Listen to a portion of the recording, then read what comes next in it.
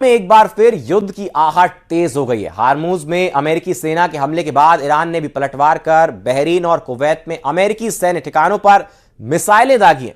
इतना ही नहीं, straight of Hormuz से गुजरने वाले जहाजों को भी निशाना बनाया गया है, जिसके बाद हालात इतने तनावपूर्ण हो गए हैं और अमेरिकी राष्ट्रपति ट्रंप ने भी ईरानी युद्धपोत की तस्वीर शेयर कर जंग की खुली चेतावनी दे दी है। जिसके बाद ईरान ने भी साफ कर दिया है कि अगर जंग दोबारा छिड़ी तो इस बार इसकी आग भूमध्य सागर तक पहुंचेगी।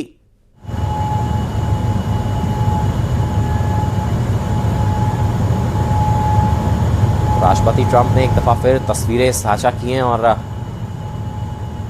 भूमध्य सागर तक युद्ध की आग पहुंचने का कहीं ना कहीं उन्होंने एक इशारा भी किया।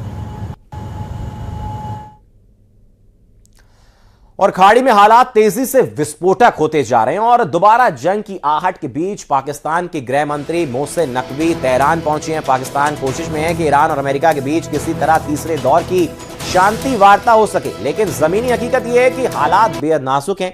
भरोसे की भारी कमी, लगातार बढ़ती सैन्य गतिविधियां और सख्त रुख ने स्थिति को उस मोड़ पर ला खड़ा किया है जहां एक छोटी सी चूक भी बड़े टकराव में बदल सकती है।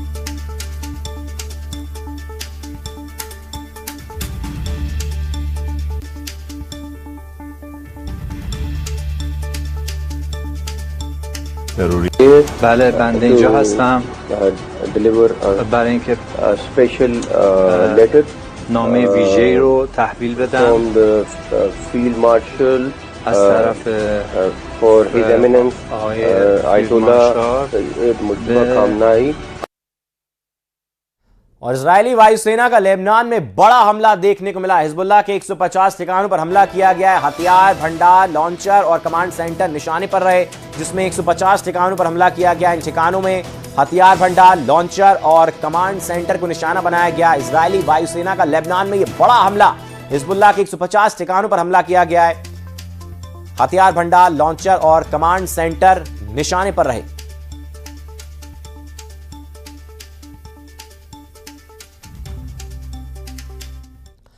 और ईरान के सर्वोच्च नेता मुस्तफा खामनेई पिछले कई मौके पर राष्ट्रपति ट्रंप ने मुस्तफा से मिलने की इच्छा जताई है, लेकिन इसी दौरान मिडिल ईस्ट में सीजफायर टूट गया है। अमेरिका ईरान पर हमला कर रहा है तो वहीं ईरान कुवैत और बहरीन को निशाना बना रहा है। ईरान में तो खबरें यहां तक चल रही हैं कि युद्ध का दूसरा राउंड शुरू होने से पहले मुस्तफा इज बैक, यानी मुस्तफा की वापसी हो गई। देखिए,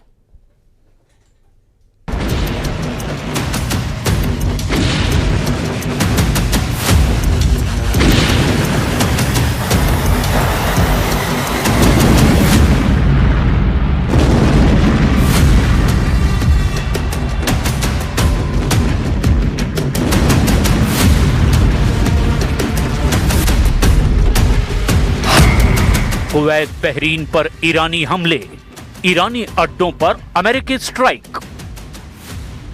ईरान अमेरिका के तनाव और युद्ध को 100 दिन होने से पहले ही ईरान युद्ध का राउंड 2 शुरू हो चुका है। ईरान ने कुवैत और बहरीन में अमेरिकी ठिकानों पर जबरदस्त बैलिस्टिक मिसाइलों और ड्रोन से हमले कर दिए हैं। दावा किया जा रहा है कि राष्ट्रपति ट्रंप इजराइल के पीएम नेतन्याहू को ईरान के पूरी मिसाइल ताकत और सैन्य प्लानिंग और ईरान की लीडरशिप में मचे मनमुटाव की सटीक जानकारी भी मिल चुकी है, जिसके बाद से अमेरिका ने हॉर्मुज में ईरान के सबसे बड़े केशम द्वीप पर जबरदस्त हवाई हमले किए हैं। दावा किया जा रहा है कि अमेरिका के इस हमले में ईरान के रडार और एयर डिफेंस सिस्टम को जबरदस्त नुकसान पहुंचा है। उधर ईरान ने दावा किया कि उसके मिसाइल और ड्रोन हमले में कुवैत और बहरीन में अमेरिकी अड्डों को गंभीर नुकसान हुआ है। इधर एक इंटरव्यू में ट्रंप ने दावा कर दिया कि ईरान पूरी तरह से घिर चुका है और अब उसके पास मुश्किल से 21 से 22% मिसाइलें ही बची है। ट्रंप का यहां तक दावा है कि हम ईरान को 2 से 3 हफ्तों में तबाह कर सकते हैं और शायद यही वजह है कि अमेरिका ने 60 दिन के सीज फायर और वार्ता के दौरान ही ईरान के सैन्य अड्डों पर जबरदस्त बमबारी शुरू कर दी है। दावा किया जा रहा है कि अमेरिका ने ईरान के सबसे बड़े तेल स्टोरेज खर्ग द्वीप पर हमले शुरू कर दिए हैं, जिससे ईरान को भारी नुकसान हुआ है। खुफिया दावा यह भी किया गया कि ईरान की IRGC ने हॉर्मुज के संकरे समुद्री रास्तों पर बेहद खतरनाक समुद्री सुरंग भी बिछा दी है ताकि जहाजों की आवाजाही पूरी तरह से ठप हो जाए। लेकिन इस बीच ईरान के मिसाइल एक्शन से जुड़ी सबसे चौंकाने वाली सैटेलाइट तस्वीरों की वजह से हड़कंप मच गया है। जाग्रोस में ईरान एक बड़े मिसाइल हमले की तैयारी में जुट गया है। सबसे पहले देखिए ईरान ने कब, कैसे और कहां अमेरिका के अड्डों पर हमला किया। कुवैत, बहरीन पर तूफानी हमले, अमेरिका नहीं रोक पाया ईरानी मिसाइलें। अभी तक पुख्ता तौर पर नहीं पता चला कि अमेरिका ने अचानक ईरान पर हमले क्यों किए और क्यों ईरान ने एक के बाद एक बैलिस्टिक मिसाइलों से अरब देशों पर हमले शुरू कर दिए। ईरान ने ये मिसाइल हमले हॉर्मुज के मिसाइल अड्डों, पश्चिमी ईरान, उत्तर ईरान और उत्तर पश्चिम ईरान के मिसाइल अड्डों से किए हैं, ऐसे दावे किए जा रहे हैं। इस वक्त सबसे ज्यादा हैरान करने वाली खबर यह भी है कि 100 घंटे के अंदर ईरान ने कुवैत और बहरीन पर दूसरी बार बेहद तेज और तीखा मिसाइल हमला कर दिया है। दावा किया जा रहा है कि अमेरिका ने जिस तरह से ईरानी अड्डों पर हमला किया उसके पीछे की सबसे बड़ी वजह है अमेरिका अब ईरान के नए हमलों और मिसाइल लोकेशन को ट्रेस करने की कोशिश में जुटा है ताकि ईरान को 2 से 3 हफ्तों की जंग में पूरी तरह से हरा दिया जाए। अमेरिका ने कहा कि उसकी सेना ने गोरूक और केशम आइलैंड पर ईरानी रडार साइट्स पर हमला किया। अमेरिकी सेंट्रल कमांड यानी सेंटकॉम के मुताबिक पहले हॉर्मुज में ईरान के 4 अटैक ड्रोन मार गिराए गए, फिर आगे के हमले रोकने के लिए रडार साइट्स को निशाना बनाया गया। इसके जवाब में ईरान की रिवोल्यूशनरी गार्ड्स यानी कि IRGC ने कहा उसने स्ट्रीट ऑफ हॉर्मुज के पास दुश्मन के ठिकानों पर मिसाइल से हमला किया। वहीं सेंटकॉम के मुताबिक ईरान ने कुवैत और बहरीन की ओर 7 बैलिस्टिक मिसाइलें दागी, जिसमें 6 को हवा में ही रोक दिया गया, जबकि 7वीं अपने टारगेट तक नहीं पहुंच सकी। हवाई रक्षा प्रणालियों में 7 में से 6 ईरानी मिसाइलों को हवा में ही मार गिराया गया। बहरीन के गृह मंत्रालय ने तड़के 4:15 पर देशव्यापी सायरन बजाकर नागरिकों को सुरक्षित जगहों पर जाने को कहा। अमेरिकी वायुसेना ने स्ट्रेटेजिक जलमार्ग स्ट्रीट ऑफ हॉर्मुज के पास ईरानी तटीय निगरानी रडार ठिकानों पर बमबारी की है। इस बीच अमेरिकी राष्ट्रपति डोनाल्ड ट्रंप ने कहा अमेरिकी हमलों के बाद ईरान की मिसाइल क्षमता काफी कमजोर हो गई है और उसके पास सिर्फ 21 से 22% मिसाइलें ही बची है।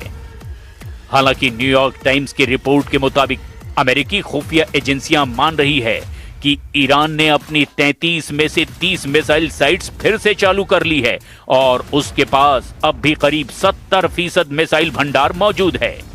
बहरीन ने कहा कि सभी मिसाइलों को सफलतापूर्वक इंटरसेप्ट कर लिया गया और इसके लिए उसने अपनी और कुवैत की सेनाओं की सतर्कता की तारीफ की।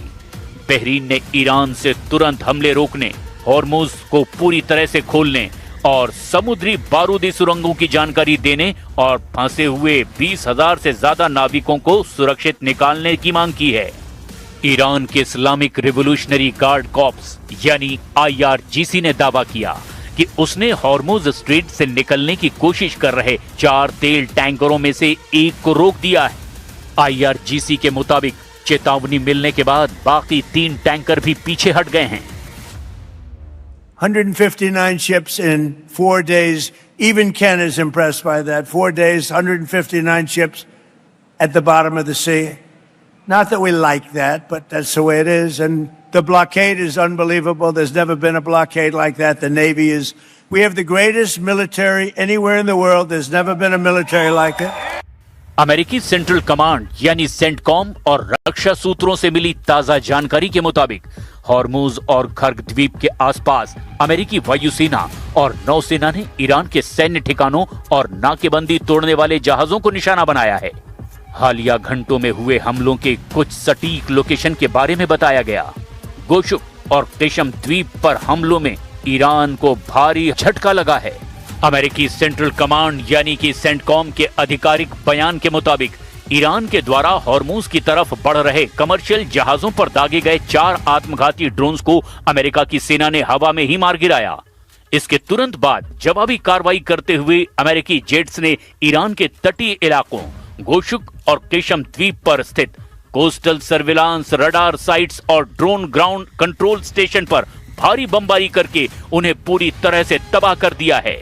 अंतर्राष्ट्रीय इंटेलिजेंस रिपोर्ट्स और ग्राउंड सोर्सेस के मुताबिक खार्ग द्वीप पर मौजूद ईरान के रेवोल्यूशनरी गार्ड्स यानी कि IRGC के एयर डिफेंस और मिसाइल लॉन्च पैड को निशाना बनाकर अमेरिकी वायुसेना ने तीखे हमले किए, जिसके बाद वहां तेज धमाके और सक्रिय एयर डिफेंस गन की आवाजें सुनाई दी। हालांकि ईरान की सरकारी न्यूज एजेंसी मेहर ने इस रणनीतिक द्वीप पर नुकसान की बात से साफ इनकार कर दिया। अमेरिकी समुद्री नाकेबंदी के तहत खार्ग द्वीप के तेल टर्मिनल की तरफ बढ़ रहे बोत्सवाना के झंडे वाले एक commercial oil tanker MT Lexi को अमेरिकी सैन्य विमान ने निशाना बनाया। 24 घंटे तक दी गई चेतावनी को नजरअंदाज करने के बाद अमेरिकी एयरक्राफ्ट ने इस जहाज के इंजन रूम पर सीधे हेलफायर मिसाइल दागकर इसे खार्ग द्वीप पहुंचने से पहले ही समंदर के बीच में बर्बाद कर दिया। अमेरिकी रक्षा मंत्रालय का कहना है कि ये सभी कार्रवाइयां खाड़ी क्षेत्र में अंतर्राष्ट्रीय शिपिंग लेन की सुरक्षा सुनिश्चित करने और ईरान के द्वारा किए जा रहे मिसाइल और ड्रोन खतरों को बेअसर करने के लिए आत्मरक्षा में की गई है।